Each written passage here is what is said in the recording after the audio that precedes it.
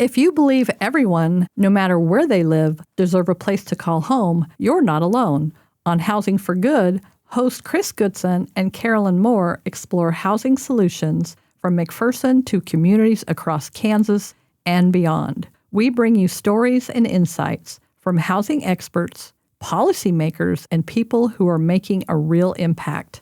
Join the conversation. Listen wherever you get your podcasts, Apple, Spotify, Amazon, iHeart, and more, because housing isn't just local, it's universal.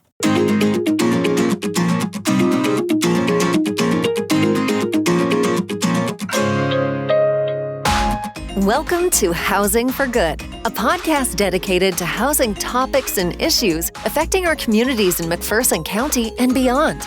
With years of experience and expertise, hosts Chris Goodson and Karolyn Moore discuss housing challenges and opportunities with other experts from a variety of housing fields.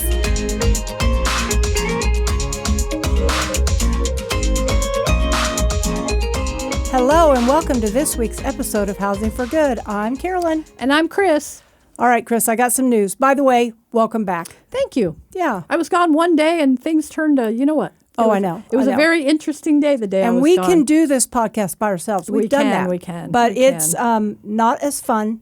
But I want to shout out to my grandkids, Michael and Landry in Oklahoma. They both did amazing that weekend that I was there. And one plays volleyball and the other's a thrower. Yeah. So I won't try to tell you what he throws because I always forget. Something's round, something's a ball. I don't know. So anyways, they did good.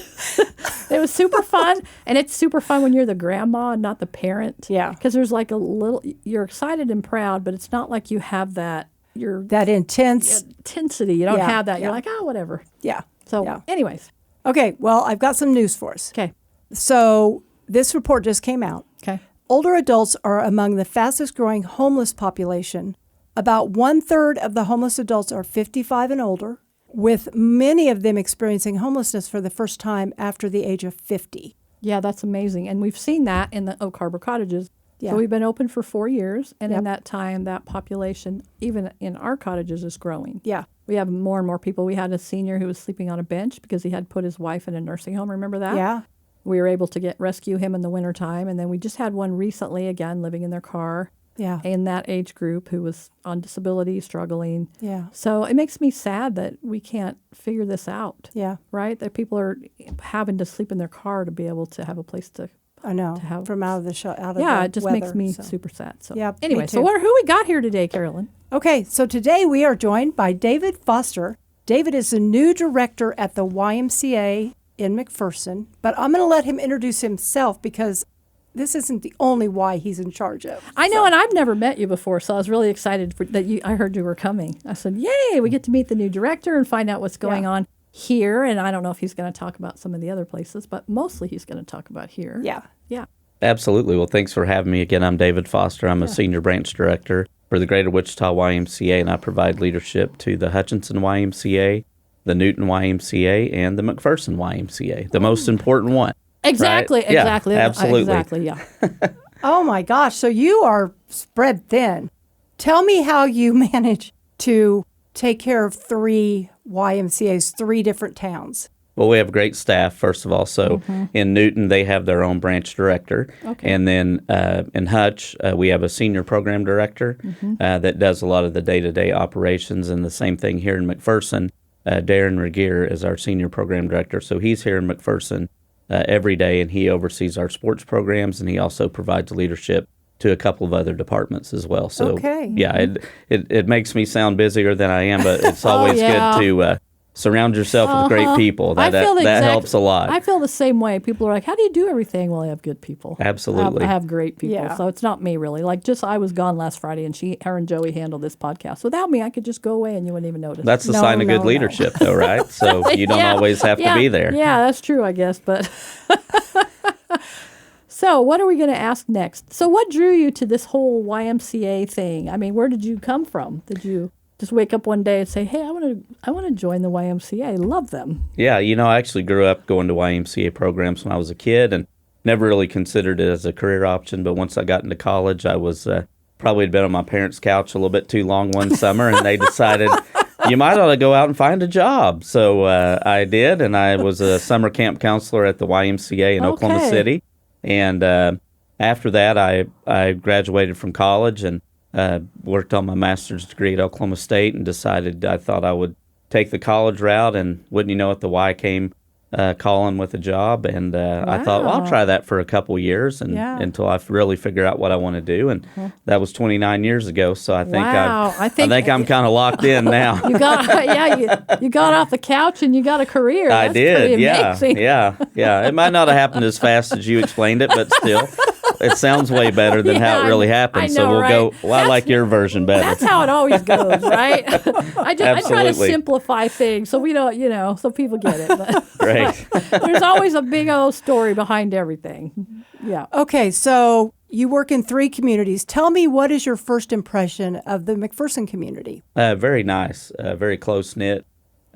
People care. People care about the YMCA, which is great. They care about people as well, obviously, with organizations like yourself. We're all in the business of helping people and providing a service. And it's been great. And obviously, our partnership here at the YMCA with the MRC has been very unique. I've never seen anything like that in my career, but the way our 2 organizations, or really one organization, works together is very exciting and very promising. I think that's something that could be modeled other places as well. Well, it makes so much sense because you can share staff, you share resources. I mean, in the past, we've kind of tried to do that with some organizations because if you can not duplicate services, it makes so much, it makes more sense. It's cost effective. The kids get more benefit. I mean, there's like a million reasons why it makes sense. Oh, absolutely. So McPherson seems to be innovative. I don't know if you're noticing that, but there's a lot of innovation going on here. Absolutely. I'm not exactly sure where that comes from, but there just seems to be a lot of cool things going on. Yeah, and I know I hear a lot in Hutch, too. People are really jealous of all the industry. They are jealous of some us. of the things like that. So, yeah, we've got that going for us up here for sure. But, but that is, when you talk about, raising money and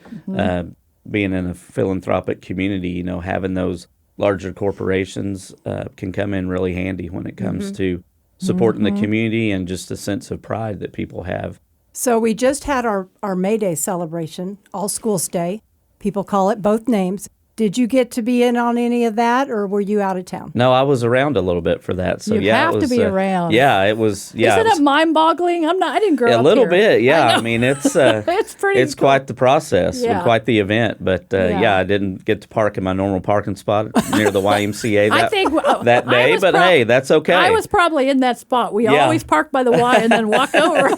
That's great. That's our area. Yeah. Okay. Duly noted. Well, and the news reported 14,000 people Oh, I wouldn't be attended surprised. that parade, and I'm like, oh my gosh, no wonder you sit there and start to feel claustrophobic. Absolutely, yeah. But it was what a neat event. Yeah. And just things like that, right, that make smaller communities really inviting and people feel connected, which is really great. So I'm curious about what do you have?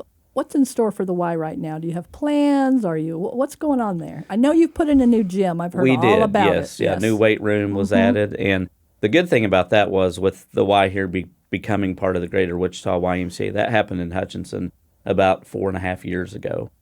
So that didn't cost the Y here any money. Oh, wow. So that's the benefit of being part of a bigger organization, right? Is we want to invest in our facilities, invest in the community, and sometimes that results in a renovation or maybe even a new facility sometime down the road. But we always want to make sure that we're up to date with the latest equipment, the latest programs, and be able to provide the best services that we can. So I have to tell you, when the last time I was in the Y, it was because my granddaughter, well, both my grandson and granddaughter were playing dodgeball. And I'm like coming in to watch them play. And I walk down that hallway going to the gym, and there's all these weights. And it's like, whoa, the last time I was here, the weights were in the basement. You felt like you were in the dungeon. Yeah, that was the dungeon. I do remember that as well. Yeah. So that was a nice surprise. A little bit of an upgrade, not only in the equipment, but being above ground, I think, I was think- sometimes nice. I know, right? Yeah, Being absolutely. above ground. That's awesome. And we were able to repurpose some older racquetball courts that, quite honestly, just that sport isn't as popular as it used to be. No. Obviously, pickleball is huge, and we have a lot of people that participate in that at the YMCA in our gymnasium. But being able to kind of repurpose that space and use it rather than it just sitting there unutilized. Most of the time that we're open was a great idea. Yeah. So do you have some top priorities? I mean, you've been here a minute, but do you have like something you're really excited that's going to happen, or you're planning, or can you even tell us? Is it a secret? No, not any real secrets we like right secrets, now. But, we like to be the ones that tell stuff. Yeah, absolutely. I mentioned Darren Regier, our senior program director. He's been here quite a bit longer than I have in a full-time role, and he really has done a great job with our sports programs, our youth sports programs, and they're a lot more organized. They're a lot more well put together.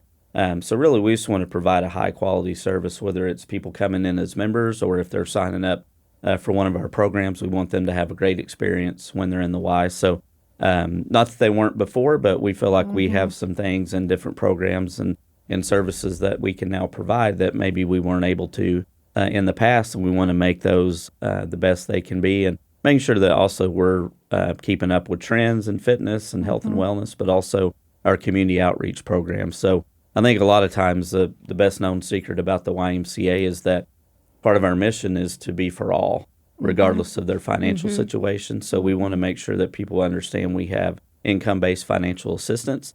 People can instantly qualify for up to 60% discount on our membership and programs. And if they need more than that, that's a conversation we can have with them to make sure that we can provide that opportunity for everybody. Yeah. Oh, that's awesome. I love that. So what strengths have you already observed between the organization and the community? Yeah, I think just the Y's had a presence here in the community for a long time. Yeah. So there's a lot of trust in the YMCA and vice versa. But I think there's room to improve on that. So just kind of getting the Y's name out a little bit more in the community, doing things like this, right? Just being on podcasts, being on the radio. And, I have a face for radio, so that always works out well. So I don't know about this since people can see me, but I think it's okay. Here we go. You're not scaring anybody right now. Okay, great. I think we're good. So is there any community needs that you see that are standing out that when you're coming in, you're going, why, maybe they should have this or that? And you would have some places like Hutch and Wichita and your experience to know what's missing. What do we need? Do you think something important? I think, like you mentioned before with the homeless situation, that's something that I think every community probably across the country is dealing with, and it's something they probably weren't having to mess with, 5 or 10 years ago, 15 years ago, especially 20. It wasn't as big of an issue, but just making sure that, we're collaborating with our other organizations. I think sometimes people try to do things a little bit too much in the silo, just like you mentioned with the partnership between the Y and the MRC, is how can we pool resources to be able to reach more people? Because, again, we never want to turn anybody away from the YMCA based on their financial situation, but that means we have to be ready to accept more people. And we want to be able to do that, whether it's finding new places to offer some programs. We don't have to do everything in the YMCA, and I think sometimes people lose sight of that. Well, we're running out of space. Well, how about if we partnered with a church or maybe a school or another organization to provide space? It doesn't always have to be right in our four walls, and that's really one thing that's really important to me and to our staff, is to take the Y out into the community, but also let people know we have a couple of really cool free community-based programs that we offer. One is Live Strong, so that's a cancer survivor program. We just started that here in McPherson a couple months ago, and that's free to anybody in the community. I think everybody either knows someone or maybe even themselves that has been afflicted by cancer, and we see a cancer survivor as could be somebody that's been in remission for 20 years or somebody that was just diagnosed a couple of weeks ago. And that's a 12-week program. They meet a couple times a week, and they can use the Y anytime during that 12-week program outside of when they come for the class. But our instructors are trained how to deal with people that are recovering maybe from surgery, different things like that. Okay. But I think a big part of it, too, is they just have a community of other people that know what they're going through. They can also bring a supporter with them. It could be a friend or a family member. But just to hear from someone else that's actually, especially the people that may have been recently diagnosed, but they meet somebody that's been in remission for 20 years, it can give them hope, right? And, I love that. Absolutely. I didn't know about, I've been very fortunate that I haven't had anybody in my family with cancer, but I know how impactful how difficult that is for families. So what a great support system for them. Yeah. Yeah, so we want to build a clubhouse at the Oak Harbor Cottages. Have you seen our project at all? I've Have you driven been by, there? yes. So we want to put a clubhouse there, and in my mind I'm thinking, maybe there's a partnership there down the road somewhere. Definitely. For our families in our clubhouse to be able to continue to pull them and provide resources for them. Because it's difficult, when you're trying to get stable, just to be able to think, let alone figure out what there is out there and what we can do and how we can help them move forward. Yeah, we do a lot of partnerships with what we call co-op agencies. So just by being a resident or a member of some of those different agencies, we can provide free access to the YMCA, especially if they come as groups, or we can find out how to partner to automatically offer them a membership at the bare minimum of a 60% discount. And if they need more than that, we can work with them individually to figure out a way to make the Y possible for them. Okay, so you kind of started to hit on my next question for you. How does the Y support more than just physical fitness? Great question. So yeah, one of them is, and the Live Strong obviously is physical fitness, but I think one is our income-based financial assistance program. So we want to make not just the workout facilities and the group exercise classes and things like that accessible for all. We want to make all of our programs that way too. And a lot of times people don't realize all the different programs and services that the Y provides. Even people that come through our doors every day, they're kind of focused on what they're coming to do. They may not notice that we have a kids zone, or that we have swim lessons going on, or gymnastics classes, or youth sports, because a lot of times our youth sports, especially the outdoor sports, aren't happening right at our facility. So we just want to make sure that people know all the programs and services that we provide. Live Strong is one of my favorite programs. We also just wrapped up a program called Splash, and that's where we offer free water safety classes to second graders here in McPherson. And since January through the end of the school year, we had 158 second graders go through that program. It's a free program. Again, it doesn't cost the families anything. It doesn't cost the schools anything other than getting the kids to and from and that's the YMCA. That's been around for quite a while. It has, yes. I think that is the greatest program. Yeah, I do too. To make sure. So we have a pool in our backyard, and we had a little girl, and I think she might have been homeschooled. I'm not sure. But anyway, so my kids are swimming around. They're like 4 years old, swimming around like they own the place. And she jumped in and went straight to the bottom of the pool. She was like, well, how did Derek and Jamie are swimming, and I was like, well, they live here. They've been swimming since they were like 2 or 3 years old. But to be, so somebody like that, maybe, I don't know if they would be able to be a part of what that second grader is, but that shows you right there how important it is that kids learn to swim. Yeah. I'm a huge proponent of swimming. Anyways, that's another story. Yeah. But because of that, I mean, I'm so glad that the public school system is doing that. And I don't know if somebody is homeschooled, if they have that same opportunity or not. I mean, do you get into that at all? We do offer that. Okay. It's predominantly offered through the school system, but we do offer it to other groups as well, like homeschool families and things like that. So with drowning being the number one cause of death in children, we find that unacceptable. Right. And if we can provide those, again, they're not coming for swim lessons necessarily, but they're learning basic life-saving skills. So if they were to get in a backyard pool or a lake or a river, especially this time of year with so many people being outside, it's just highly important that they know those skills. And to your point earlier, drowning isn't like you see in the movies or on TV. No. Nope. Nobody's yelling. They're not waving their arms, frantic. They go under the water in a second or two. We got her immediately. Absolutely. There was no consequences, but she was like, it scared her, and it was obvious that she hadn't been around a pool. For sure. I mean, we had parents and adults everywhere, but she just jumped in because they were swimming. Yeah. Well, and I will say my daughter was a near drowning victim. Wow. When she was in kindergarten. This was before the program that you guys are doing now with the second graders. And she just saw her brother and sister on the other side of the pool and thought she'd walk to them. And she's under before anybody even realized what happened. And thankfully everything's fine. But yeah, Didn't your husband have to jump in and save her? We were sitting right there. Yeah. We were sitting right there.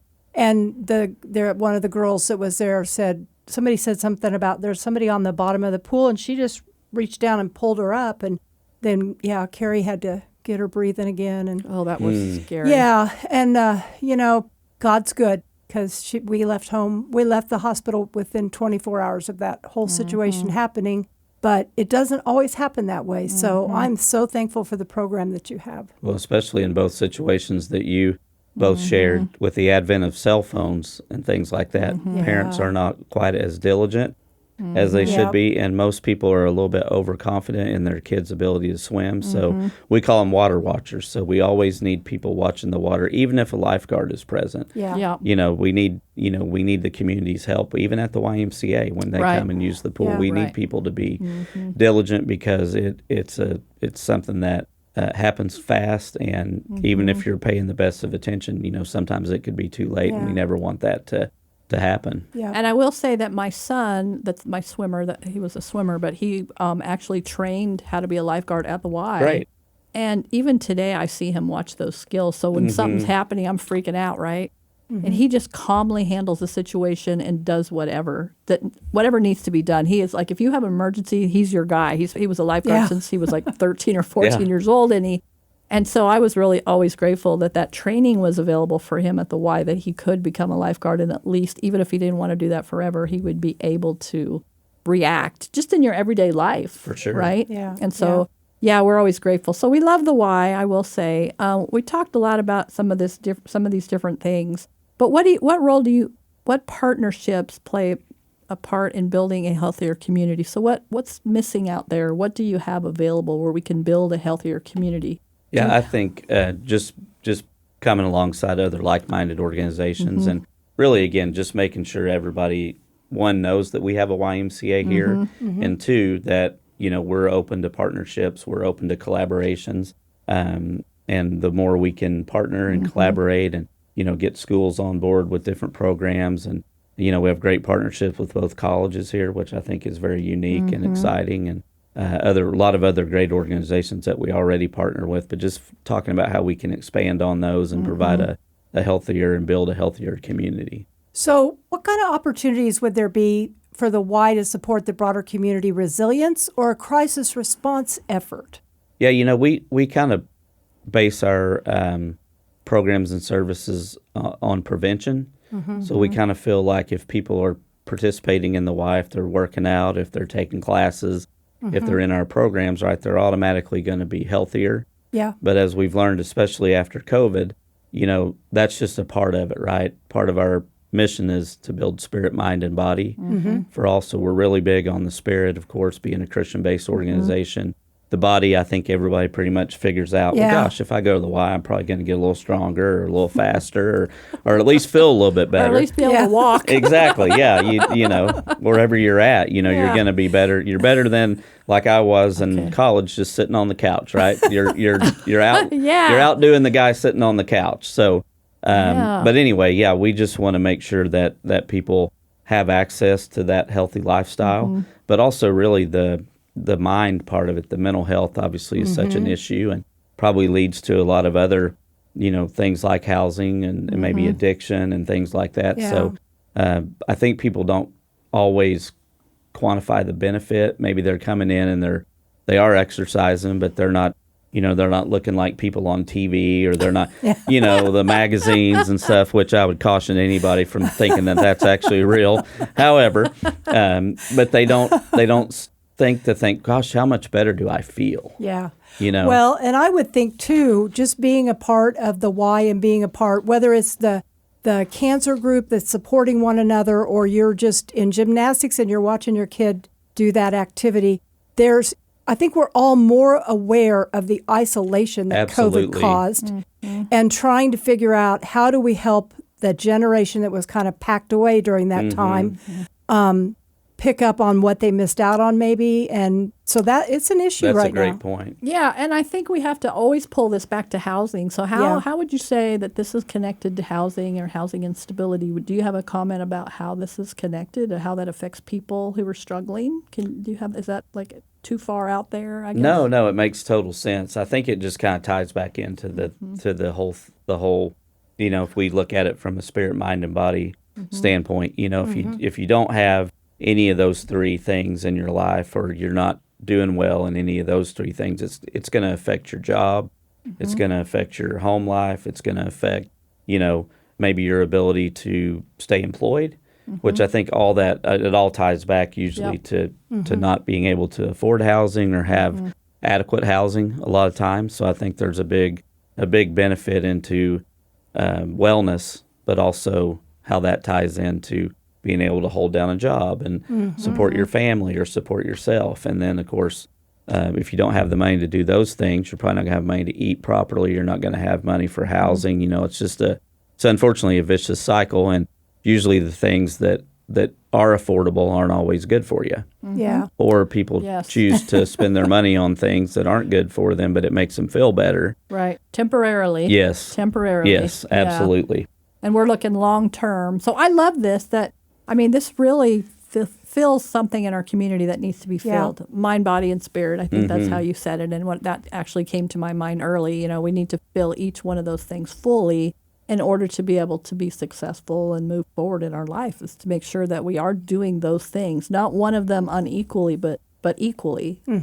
So I don't know. This has been a really cool interview. Yeah. Hey, David, could you tell the people that are listening the website, the phone number, just information where they can see what programs are available, they can talk to somebody if there's something they're interested in? Absolutely. And I would say now, going back to your comment about your son being a lifeguard, we are hiring lifeguards right now. So if you have a 16-year-old that would love to work in a great environment, work at the YMCA, they can go on to our website, which is ymcawichita.org/careers, search the McPherson branch, and it'll pull up all the job opportunities that we have open right now. But kids, when they're 16, they can work in Kids Zone at the YMCA. They can also work as lifeguards. So if you're still looking for a summer job, I can, from personal experience, I can tell you it's not a bad place to work. It's not a bad gig. It really isn't. It isn't. Now, I will say at 14, he was a lifeguard, but he was a junior lifeguard. Great, yeah, absolutely, yeah. He wasn't a full-fledged lifeguard yet. That's a great way to get started. Yeah, it was pretty good. I don't even know if you have that program anymore, but it was like a junior lifeguard. Oh, cool, yeah. So they kind of shadowed, and they were like an extra set of eyes. They weren't the guys that were supposed to jump in, although I bet he did. But anyways. Yeah. And we're also doing our summer promo right now, so now would be a great time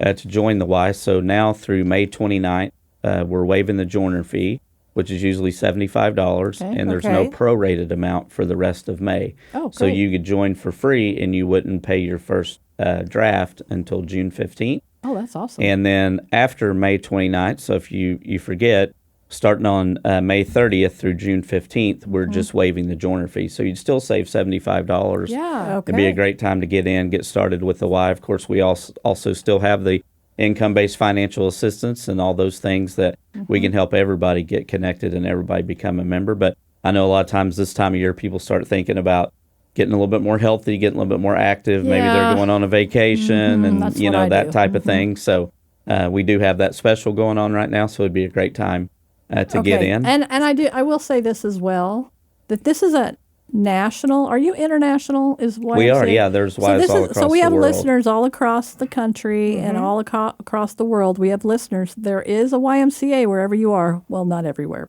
Pretty Might be close. A small place somewhere. There isn't a little bitty place somewhere. Find your YMCA and join it. There's lots of positive. Just from the interviews and then when today. you travel, you get to go in the Y in that community and check it out and bring home ideas for your Y. That's something they're doing different. It's great for you. It's great for your family. It's great for your kids. So your kids, your grandkids, your whoever could go and join. You meet nice people. You have friends. And it's pretty awesome. Yeah, absolutely.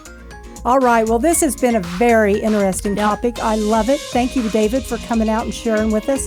If you would be interested or you know of somebody that would be interested in being one of our people on our podcast, drop us a line, leave us a review. Hey, ask us a question. Please ask us a question. And you can do all of that at housingforgood@mcphersonhc.org. And have a great day.